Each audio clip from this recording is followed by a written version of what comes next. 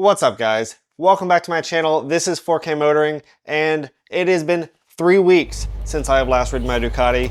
It is still stuck in Alabama. If you guys have not seen that content, it is linked up above, and we have made little to no progress. The warranty companies have been slowly offering a little bit more money and a little bit more money, but definitely nowhere near enough to cover the actual expense of the full repair, even though, as I said last time, it is clearly in our contract that they shall repair it.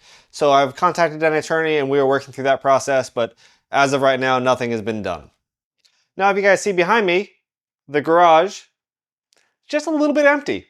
And yes, we still have the girlfriend's F800 GS, and that bike is fine, I guess.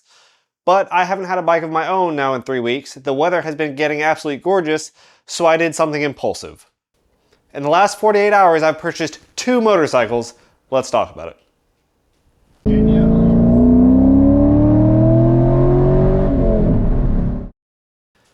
Yep, you heard that right. In the last 48 hours, I've owned 2 new motorcycles.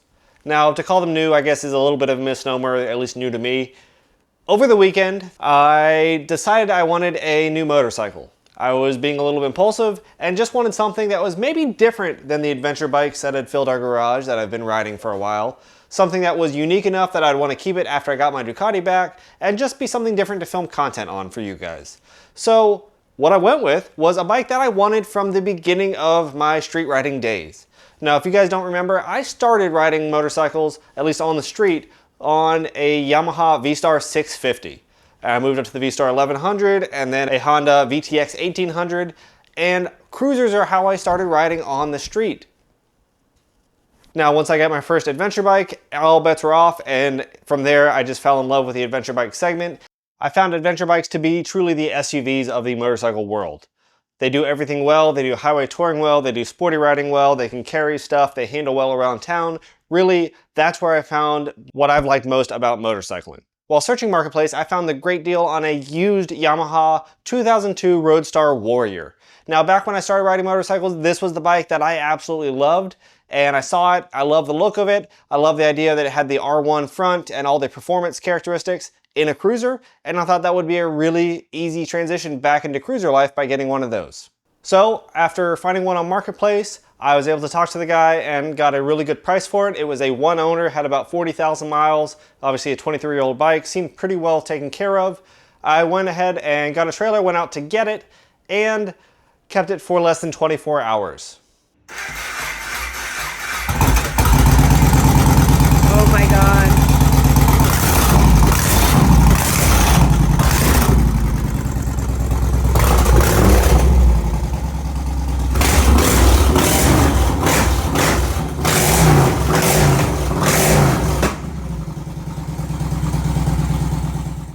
I thought I was a cruiser guy.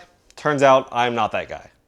Now, I've got a video coming out where I discuss my actual feelings on cruisers. I don't fully hate them, but I don't understand them. So if anybody can help me, I would really appreciate that. I really don't know why they still exist, but I've decided to trade this in on something a little bit different.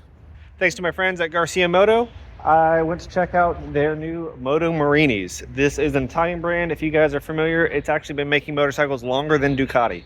And what they have now with their new 650 series, basically they're taking the engine out of a Versys 650 or a Ninja 650, putting it in their own platform. It's got all the electronics and adjustable gizmos you'd expect in the 2020s. This is a 2023 year model, still new.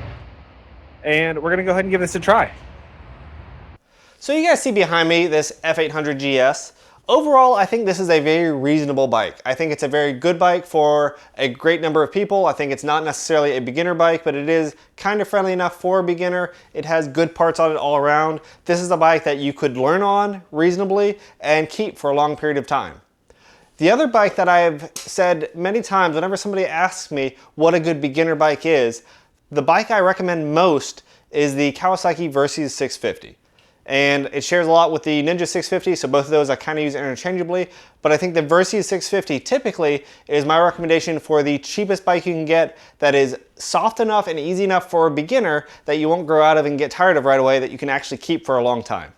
Well, my local dealership, being not a Japanese bike dealer, but a European bike dealer, had a new brand in stock that I was interested in taking a look at. So while wandering around the showroom, I found myself a Moto Morini X-Cape 650. Now, this Moto Morini is a little bit different than the past Moto Morini. The brand itself has been around making motorcycles longer than Ducati has in Italy, which is pretty cool. If you've seen the history of them, you can find that on YouTube. I might link a video up above. Really cool company. Turns out they've had some financial troubles, shocker, and they sold to a Chinese company. So they're owned by a Chinese parent company that keeps that brand underneath them and makes motorcycles. This new Xcape 650 is based on a whole line of 650s that this brand has out that are all based on the Versys 650 engine and frame. So that gave me a little confidence, even though I've not really had a lot of experience with this brand. Using that Versys 650 engine and frame mean that it's probably a pretty reliable package and something that's been around for decades. There should be parts and plenty of availability for stuff for it, but also the reliability should be there. The other thing that really caught my eye was the price. Right now on Moto Morini, from their website, they're offering $1,500 off of these bikes. The base Xcape 650 starts at under $8,000 before the rebate. That is insane. That is a huge deal, and you're getting a lot of motorcycle for that price. I went ahead and got the Xcape SE, which is a slightly more outfitted Xcape. It's basically the same base bike with a bunch of the accessories added. It's got the bags, it's got the crash bars, it's got the bigger windshield, a couple of little things that make it worth a little over $1,000 more. I'm not going to get into that too much. I'm going to have a full review video coming out hopefully very soon to tell you exactly what I think about this bike. But I rode it and I found that for the price point especially, this had a lot of good gear. It had Brembo brakes, inverted forks, a 19-inch front. It had a full digital TFT dash, it had phone integration, had a lot going for it. It was actually really well set up for the price point. So I decided, you know what? Let's take a chance on it. It's something new, it's got a 3-year warranty, it's built in a Chinese factory from an Italian design from a Japanese base motorcycle. I'm not exactly sure how all that works, but it seemed reasonable enough that for the price, I would take a chance on it. So I'm gonna have that video coming out soon where I do the full review on it. If you guys have any questions about the bike or anything in Moto Morini's current line, I looked at a lot of them and test rode a couple of them, let me know in the comments below. That way I can answer those questions during my review. Otherwise, hopefully this weekend I'll have a decent review out from that bike and let you know exactly what I think about it. If you guys have ridden the Versys 650, this is gonna undercut that price point and offer a few more features that I think are really compelling in today's market. That's going to round out our garage with pretty much all adventure bikes, but very different adventure bikes, I think. So hopefully we get the Ducati back, we keep the F800 GS, and we're going to have the Moto Morini, and have a pretty good range of different bikes for different uses. Hopefully that'll allow me to add some more accessories and test out some new products for you guys, and again, keep the content coming. Hopefully by the end of this week I'll have some good news on the Ducati, and at least a timeline when we'll get that back, and conduct a rescue mission down to go get it. Otherwise, if you haven't already, make sure you like this video and you've subscribed to keep up with that content, and we'll catch you next time.